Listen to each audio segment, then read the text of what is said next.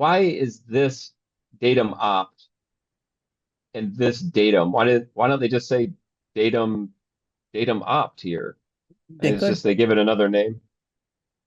That's my question So to the you, the reason capitalist. they don't say, I mean, this is my understanding. The reason they don't say datum opt is datum opt is the datum which is wrapped inside the option.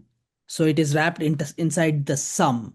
So here they are Okay. saying we are using the datum and we are getting it out of the sum part of it. So we can directly use the datum. Okay.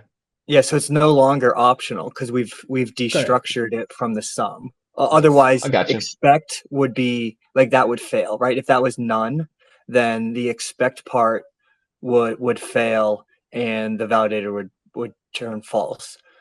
Okay. So at the Yeah. point that we destructure the datum, it is no longer optional. It is real datum, and we have destructured it from the option value.